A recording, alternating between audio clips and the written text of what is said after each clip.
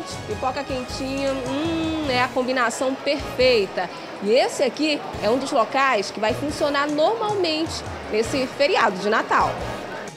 Hoje, Rainha do Peladão a Bordo 2017 vai ser conhecida na noite desta sexta-feira. 4 candidatas disputam o título. Quem vai levar a coroa? Isso e muito mais a partir de agora. Manhã no Ar, o seu dia começa aqui.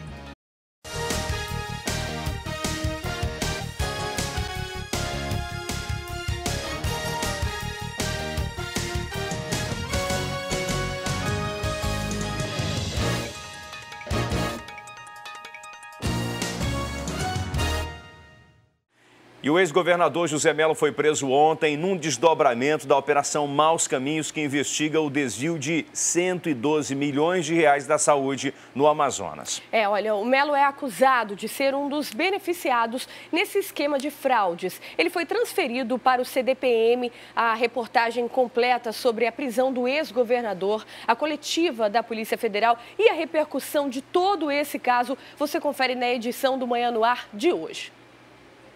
São 6h03, nós estamos ao vivo e você pode participar do Manhã no Ar com a gente. É muito simples, manda para cá suas sugestões de reportagens, denúncias e flagrantes. É só entrar na nossa página no Facebook e interagir com a gente por lá. Nós também estamos ao vivo pelo aplicativo A Crítica Play. E uma criança de 11 anos foi encontrada morta no loteamento da Fazendinha, na zona norte da cidade. Foi nesse terreno abandonado que o corpo da vítima foi encontrado pela equipe de investigação da Delegacia Especializada em Homicídios e Sequestros. De acordo com testemunhas, a criança do sexo masculino, de 11 anos, estava caminhando durante a madrugada, aqui, nesta rua que fica no loteamento da Fazendinha. Ele estava com um short vermelho quando foi surpreendido por 2 homens em uma motocicleta, que até o momento não foram identificados pela polícia. Os 2 suspeitos se aproximaram e já dispararam vários tiros. Um atingiu a cabeça da criança. Ele morreu aqui mesmo no local. Segundo os moradores aqui da comunidade, essa área aqui, no loteamento da Fazendinha, é considerada de atuação do tráfico de drogas. É uma área vermelha, segundo os moradores. Para a Delegacia Especializada em Homicídios e Sequestros, essa morte pode estar relacionada com o tráfico de drogas. E no município de Canutama, no sul do Amazonas, na divisa com Rondônia, 3 pessoas estão desaparecidas. Eles sumiram há 15 dias em uma área de difícil acesso que passa por um conflito de terras. O desaparecimento aconteceu no dia 14 de dezembro, quando os líderes rurais estavam tirando fotos de um assentamento que fica na comunidade de Araras. Essa área é do município de Canutama, distante 619 quilômetros aqui de Manaus, e é um local de difícil acesso, de acordo com a Polícia Civil. Os 3 agricultores, líderes comunitários ali daquela área, foram identificados como Flávio Lima de Souza, Marinalva de Souza e Jairo Feitosa Pereira. Um deles seria aí integrante, ex-integrante do Instituto Chico Mendes de Conservação da Biodiversidade. Essa área onde eles desapareceram é uma área de conflito de terras, por isso a suspeita recai sobre 2 fazendeiros que também ocupam uma área que fica naquela localidade. É tão difícil o acesso, de acordo com a Delegacia Geral aqui de Manaus, que foi preciso reunir os esforços entre as delegacias de Humaitá, de Canutama e também parte da Polícia Militar, Corpo de Bombeiros e também de operações especiais da Polícia Civil. Estão sendo feitas buscas nas áreas porque esses 3 líderes rurais estariam tirando fotos da zona de conflito quando eles simplesmente desapareceram sem deixar nenhum rastro.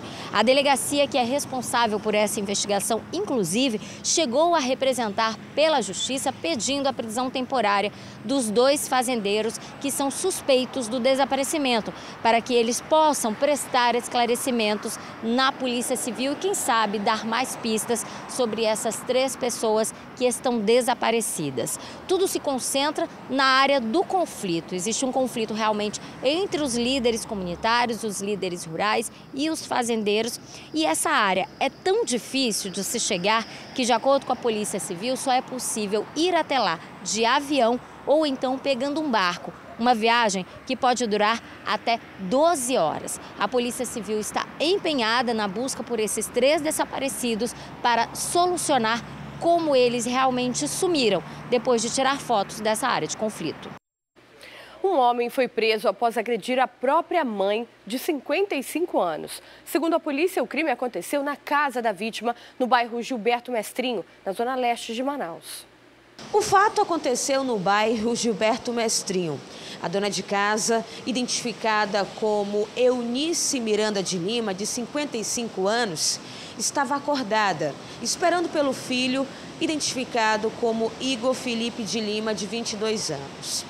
Ele havia saído para se divertir com alguns amigos. Em um momento de confraternização, ele acabou bebendo. A dona Eunice esperava pelo filho ansiosamente.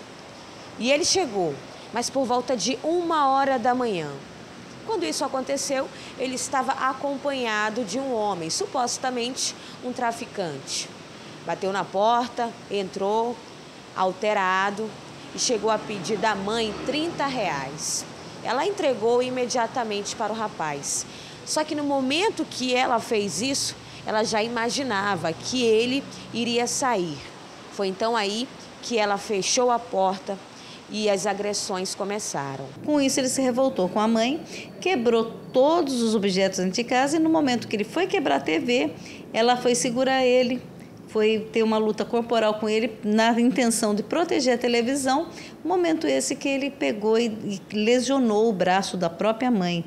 Uma mãe que cuidou, o braço que cuidou dele, que ajudou ele em tantas coisas, ele foi lá e lesionou.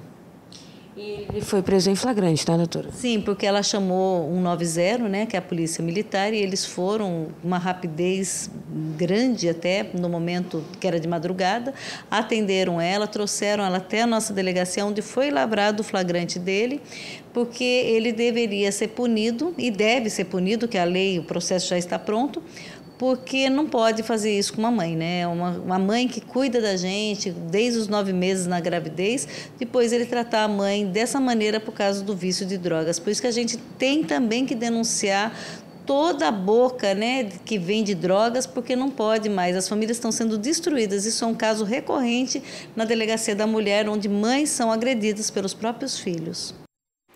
E um salão de beleza no bairro do Japim foi alvo de bandidos. Os suspeitos não conseguiram roubar a renda do estabelecimento, mas levaram os pertences dos clientes. Estabelecimentos comerciais geralmente funcionam até às 7 ou 8 horas da noite, principalmente nessa época de Natal. Mas essa pode ser uma prática perigosa em algumas áreas da cidade. Nós estamos no bairro Japim, na zona sul de Manaus, onde aconteceu um assalto. 2 homens armados estavam passando por essa rua, perceberam a movimentação em um salão que já estava de portas fechadas e resolveram invadir esse comércio. Um dos homens desce da moto com a arma e pela porta de vidro que não estava aberta, começa a ameaçar as pessoas que estavam lá dentro. Se sentindo inseguras, essas pessoas acabam abrindo a porta porque não tem mesmo como evitar que algo pior aconteça. Na verdade, os clientes e o dono do estabelecimento estavam com medo que o bandido atirasse. Depois que o bandido entra, ele começa a roubar todos os objetos pessoais das pessoas que estavam lá. A gente até observa aí uma cliente que a gente não vai identificar, tentando esconder o celular dentro da própria roupa para não ser assaltada. No caso dela, deu certo. E no caso do dono do salão de beleza, também deu certo, porque quando ele percebeu a atividade suspeita do lado de fora, ele entrou para o estabelecimento comercial, escondeu o próprio telefone e também levou toda a renda que ele tinha. Isso significa que ele não teve nenhum tipo de prejuízo, mas as clientes tiveram, e isso é muito ruim para o estabelecimento comercial. Muito constrangedor, porque assim, a gente trabalha à mercê deles, né? E se meu funcionário não tivesse abrido a porta, ele teria atirado, como sempre. E é o segundo assalto que acontece no meu salão. Um foi ano passado e outro foi esse ano. Então, assim, eu fiquei muito triste porque a gente fica à mercê desses bandidos. Um outro agravante nesse caso não foi apenas o assalto. As imagens dos homens vocês estão vendo aí, o que ficou do lado de fora com a moto e o outro que entrou armado. Mas quando o dono do salão foi prestar a queixa na polícia, além daquele vai e volta de delegacia para delegacia, ele foi informado que não poderia registrar o boletim de ocorrência porque ele próprio não foi assaltado. Fui no terceiro DIP, eles me mandaram para o primeiro. Quando eu cheguei no primeiro, eles me mandaram para o terceiro, sendo que estava fechado. Então, assim, eu gostaria de pedir ajuda pela polícia, porque não prestaram o BO, porque como eu sou o proprietário do estabelecimento, eles não prestaram o BO justamente porque não foi roubado nada do estabelecimento, foi roubado dos clientes. Então, eu peço ajuda à polícia, por favor. Sem o boletim de ocorrência é meio complicado, né? A polícia tomar uma providência e, quem sabe, prender esses assaltantes. É meio complicado. E, assim, ano passado, quando foi assaltado, só foi pega os meliantes com a ajuda da gravação da filmagem, porque em si a polícia não fez nada para pegar eles. Que absurdo, né? Os bandidos invadem o estabelecimento comercial do cidadão, estão armados, tem as imagens do circuito de vigilância, mesmo assim não pode ser registrado um boletim de ocorrência? Bom, se você tem qualquer informação sobre esses criminosos, entra em contato com a polícia.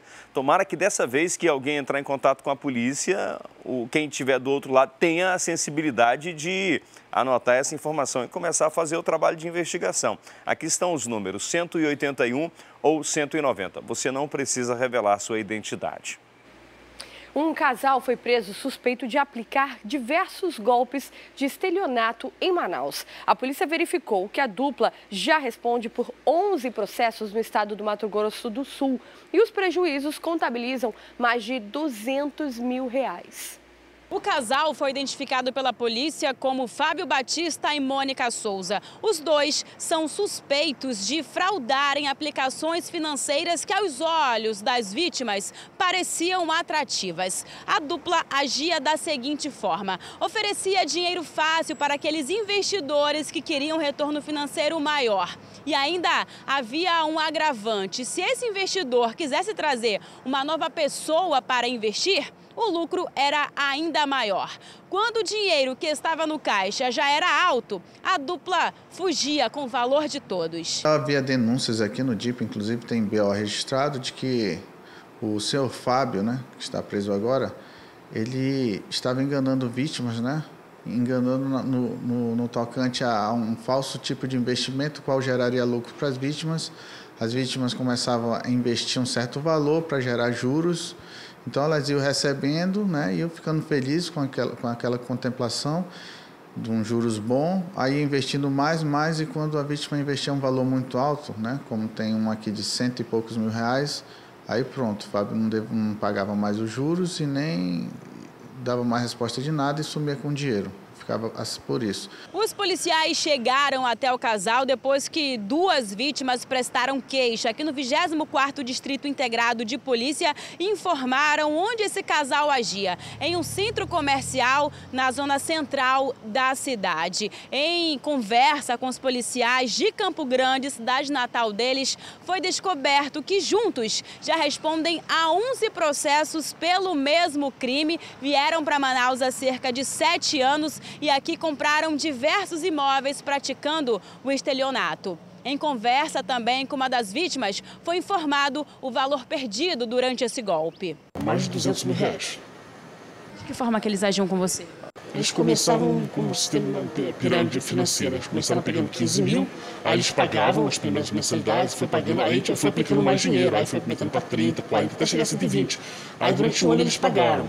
Aí todo mundo viu, ele tá te pagando, tá? E todo mundo ficou ligado, nossa, tá pagando 12 mil por mês. Nossa, 12 mil reais por mês. Que era 120 mil, né? Era porque era 10%, se contava 3% para imposto de renda, e o resto era nosso, né? Então era um bom dinheiro. Em certo momento ele deixou de devolver para você esse dinheiro. Aí outras pessoas vieram aplicando, porque viram que ele tá pagando direitinho, mas ele é um cara sério, administra o prédio, porque ele tinha uma máscara de empresário sério, que administrava o prédio, lá administra ainda, né? Aí depois ele se perdeu e parou de pagar as pessoas. Foi onde deu a confusão. Os dois foram encaminhados ao Centro de Detenção Provisória e vão ficar à disposição da Justiça de Mato Grosso do Sul. E moradores do bairro Cidade de Deus, na zona leste de Manaus, fizeram uma manifestação e fecharam a avenida principal daquela área. Confira. Os moradores chegaram por volta das 8 horas da manhã, aqui na Avenida Margarita, uma das principais do bairro. Eles atearam fogo nos 2 sentidos da rua e, por conta disso, o trânsito foi afetado.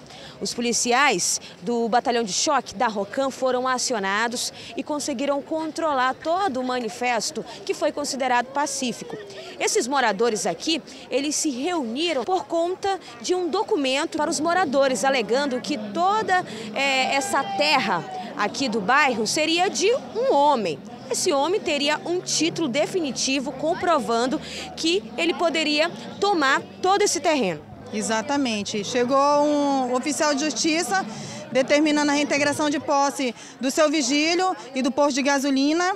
Ele chegou com título definitivo na justiça, pedindo o requerimento da área de 15 quilômetros de extensão, e agora ele está pedindo os imóveis. Ele está citando individualmente 12 processos individual pedindo a reintegração de posse imediata, com documento de tutela de desocupação do imóvel. Ele não está fazendo requerimento só da terra e também os imóveis das pessoas. Eu sou moradora daqui há 18 anos, eu tenho uma panificadora e a minha casa, a minha panificadora, o meu meio de vida também está no processo dele e a gente ainda está na justiça há 4 anos e judicialmente nós não conseguimos resolver essa situação.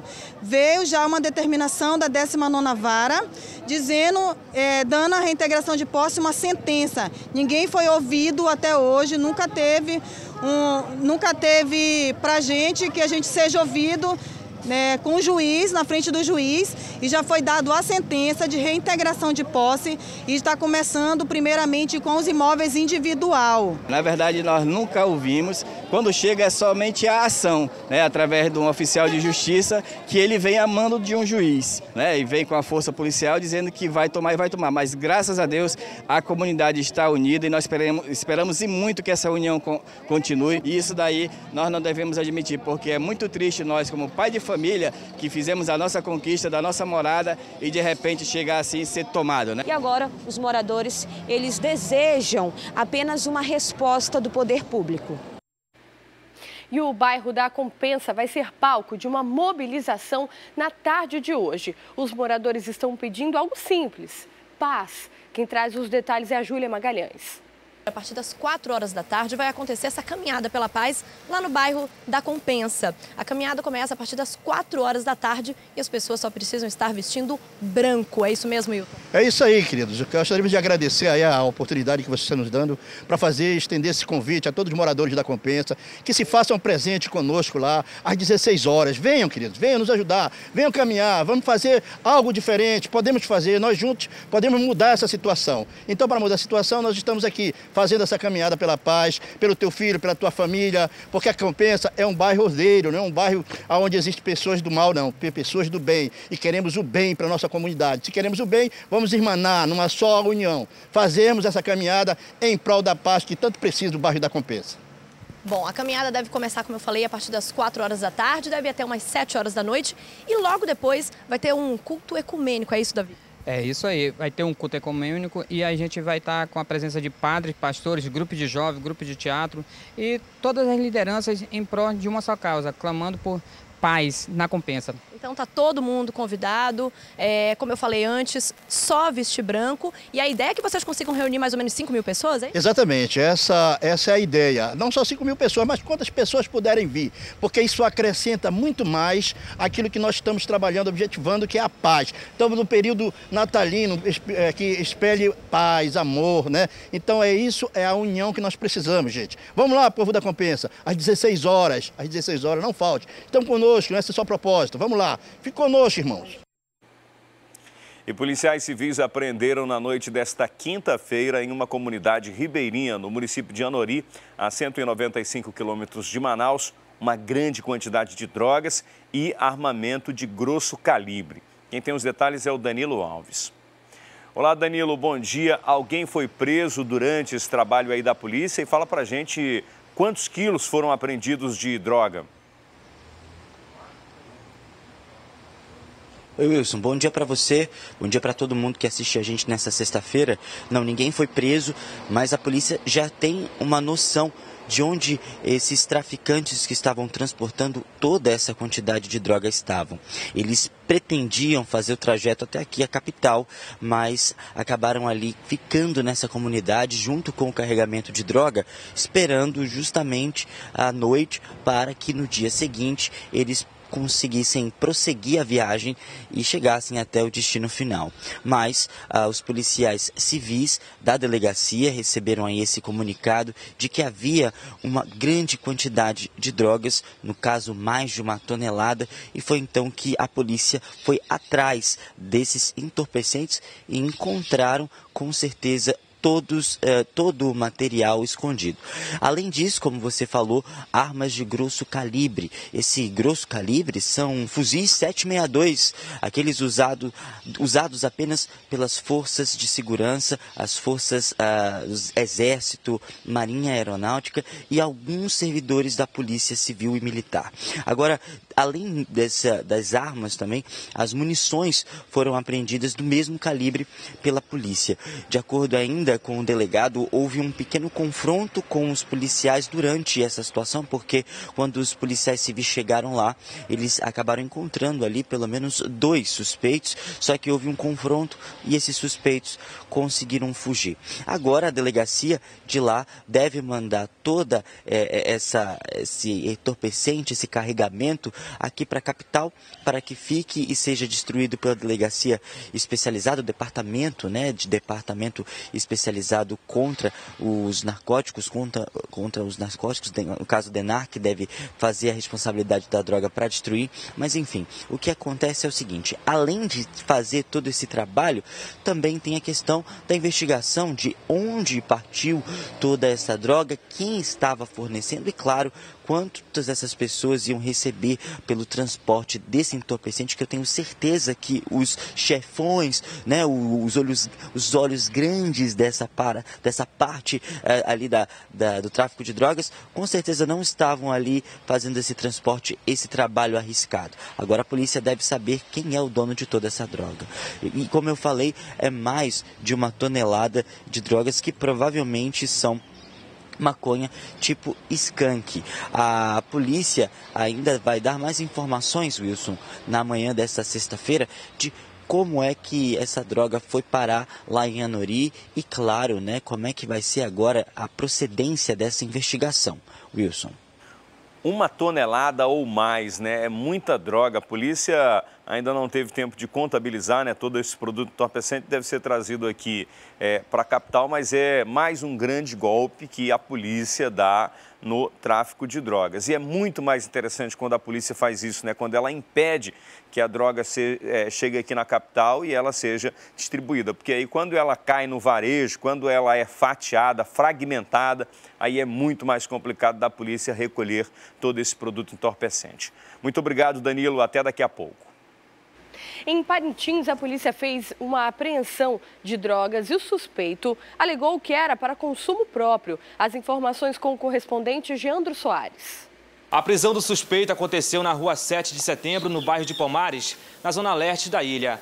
Após patrulhamento por aquela área, a PM avistou Marcos de Souza Lima, de 20 anos de idade, em atitude suspeita e resolveu abordá-lo na esquina da via. Durante a abordagem, os policiais militares encontraram em poder do Marcos 25 trouxinhas de maconha tipo skunk. Esses bandidos agora eles não têm mais hora, né? Não importa se está à noite, se está de dia, estão cometendo esses crimes aí, transportando, vendendo drogas aí em plena luz do dia. A polícia está aí na rua para coibir, tanto é que está sendo apresentado diariamente aí esses vagabundos aí com tráfico de droga, como tráfico de droga, furto, roubo. O Marcos foi conduzido aqui para a delegacia local e alegou em depoimento que a droga era para consumo próprio. Isso aí é descabível, essa alegação deles, porque ninguém compra 30 trouxinhas para uso próprio. Dizem que é para amigo, mas isso aí a gente está cansado de ouvir essas histórias deles aí. E a princípio, para mim, passou de 5, 6, 7 trouxinhas, já é tráfico. Não tem explicação, não tem desculpa. O suspeito vai responder pelo crime de posse de entorpecente e deve ser encaminhado à unidade prisional da cidade. E um motorista de aplicativo de carona paga foi feito refém após pegar uma mulher e 2 homens como passageiros na Baixada Fluminense, na Cidade Nova. Quem tem os detalhes sobre esse caso é o Danilo Alves. Danilo, os suspeitos já foram identificados?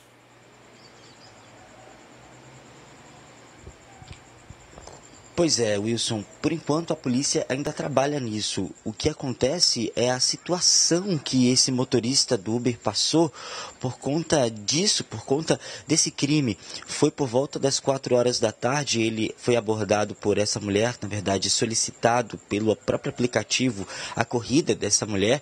Foi então que ele pegou ela lá na Baixada Fluminense e o trajeto inicial seria para a zona norte de Manaus, mas ela pediu para que ele parasse na Avenida Margarita, que também é chamada de Avenida Cosme Ferreira 2, né? E no Altasmirim 2. Então, no caso dessa situação, elas pararam, no caso ali, pegaram esses 2 suspeitos, esses 2 homens, e depois disso eles terminaram ali fazendo outra situação. Foi, no caso, eles mantiveram o Fabrício Andrade, que é esse motorista, sob custódia ali, sob refém realmente, e logo em seguida levaram alguns pertences pessoais dele.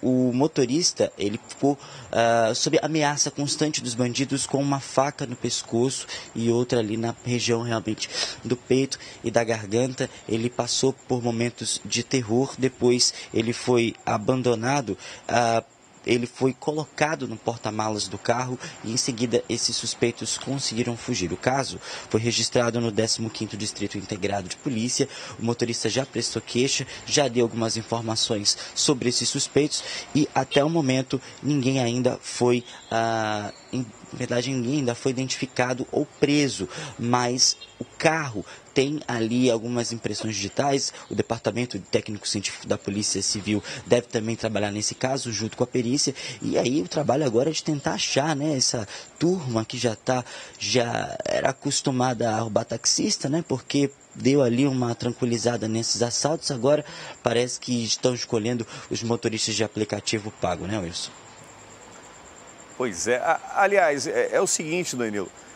Não tem muito essa história, né, de escolher alvo, não, porque hoje é alvo do Uber, do 99 Pop, taxista, mototaxista, motorista, transporte coletivo, convencional, o executivo, o amarelinho, o especial. Enfim, a bandidagem não está escolhendo alvo, né? O que aparecer pela frente, eles estão fazendo vítima, infelizmente.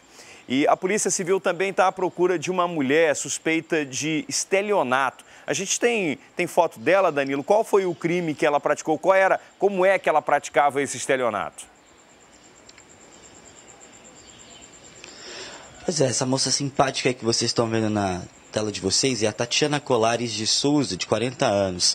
Ela é procurada por estelionato. Agora, olha só, que a gente está recebendo a ficha dela, toda o que de vítima que ela já cometeu. Aqui, de acordo com uma dessas vítimas, uma mulher de 37 anos, ela relatou que a Tatiana, ela vendeu 9 passagens aéreas para ela por meio de um aplicativo de passagens que são cobradas por boleto ou aquelas facilidades que as pessoas dizem para as outras que poderiam ter, né? No caso, você tem uma facilidade de parcelar em 10 vezes a sua passagem aérea no boleto bancário. Olha só que oportunidade. E era justamente isso que a Tatiana fazia. Esse tipo de golpe contra essas pessoas. E aí, olha só o que ela disse. Ela disse que utilizou o cartão de crédito na cidade e olha só o que a Tatiana fez. Pegou os dados dessa mulher e fez um empréstimo num valor de R$40 mil. R$40.612, né? Para ser mais preciso aqui.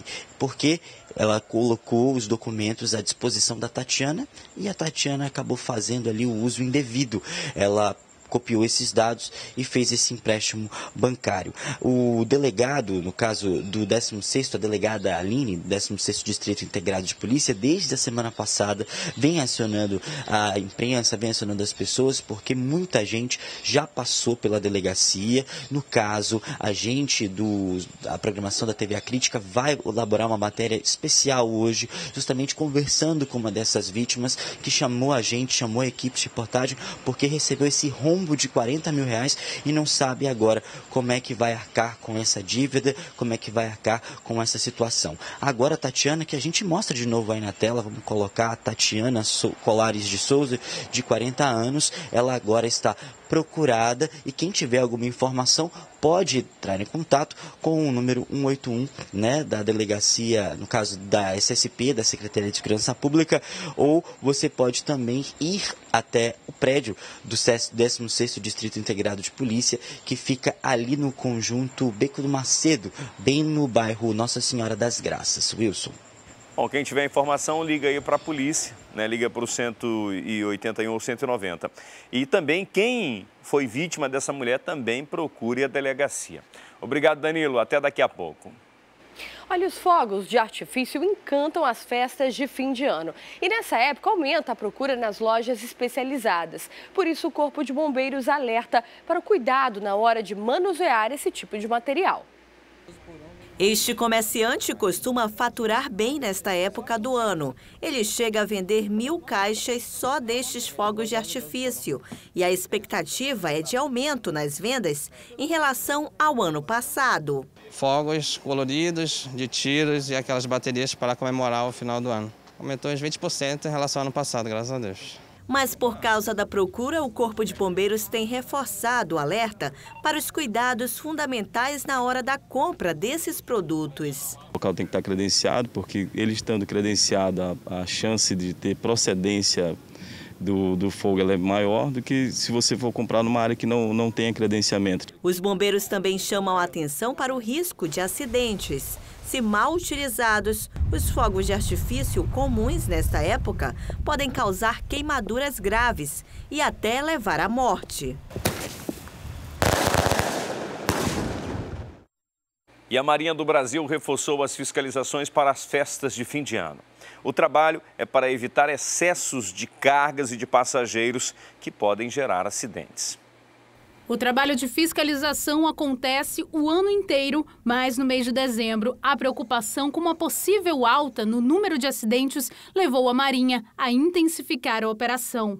Só em 2017, a Marinha abriu 90 inquéritos, depois de realizar mais de 6.700 abordagens. Entre as irregularidades mais frequentes nessa época do ano está o excesso de passageiros e também a falta da documentação necessária para conduzir as embarcações. O que se observa em períodos de festivos, principalmente em final de ano, é o aumento do trânsito de embarcações, do seu fluxo natural, até porque muita gente sai da cidade, vai para o interior e também está chegando na cidade para poder participar aí das festividades de fim de ano. Com isso, é comum que haja excesso de passageiros e, às vezes, em proveito aí da viagem, inclusive das embarcações que transportam carga e passageiros, há também o excesso aí por conta do proprietário, comandante, da carga a bordo. Bom, e agora vamos saber como está o trânsito na nossa cidade nesta manhã, com imagens trazidas aí pelo Alex Gomes, o drone da TV A Crítica, que está na Torquato Tapajós. E agora mostra, olha aí, trânsito até que carregado, a gente vê muitos carros, o fluxo de veículos é grande, porém fluindo de forma rápida, né, Wilson? Tá bem, olha só, em relação aos outros dias, Carol, eu acho que até tá tranquilo, viu? Tá uma maravilha para mim desse jeito. Tá bom assim, pra né? Mim tá ótimo, tá ótimo. Só que isso me dá muito medo. Porque depois você acha que o negócio fica pior, exatamente, né? É porque o pessoal tá deixando para sair mais tarde de casa. É verdade. Se por enquanto tá bom... Ainda mais que hoje é sexta-feira. Naturalmente, sexta-feira é complicado no trânsito, naturalmente. Véspera de Natal, então, quer dizer, antivéspera, né? Quer dizer, bem antivéspera mesmo. Enfim, mas as pessoas vão deixar para resolver as coisas do Natal hoje, sexta-feira e amanhã. É verdade. Olha, a gente aí, ó, passando de 6h30 da manhã, então a gente vê o trânsito aí na Avenida Torquato Tapajós. Eu tô, mais uma vez, eu tentando me localizar aqui, né? Eu quero saber, na direita aqui é sentido centro. Centro. Para quem está indo para o centro. Sentido centro. Então, a gente vê um pouquinho parado aqui, mas tem a faixa de pedestres, que, consequentemente, acaba travando um pouquinho o trânsito. Mesmo assim, a gente vê muita fluidez na Torquato Tapajós na manhã desta sexta-feira. Natal está chegando, como você disse. A tendência é realmente, né, que fique mais tranquilo e tal, embora a gente saiba que depois o negócio pega. É boa opção, viu, nesse momento, a Avenida Torquato Tapajós. E geralmente, nesse período, o trânsito tem sido complicado à tarde, né? Por volta das 3, 4 horas. Ontem, 4 horas da tarde, minha filha me pediu para levá-la ao shopping. Ai, meu Deus. Agora, Wilson, também, muita gente saindo da cidade. Sim, né? também. Pegando aí a BR-174, a M010, então, fluxo intenso de veículos também aí na saída da cidade, na barreira, no final aí da Avenida Torquato Tapajós. E depois do intervalo, a gente mostra como foi a prisão do ex-governador José Melo pela Polícia Federal. Ele é acusado de receber propina num esquema de fraudes que desviou 112 milhões de reais da saúde do estado. A gente volta daqui a pouquinho.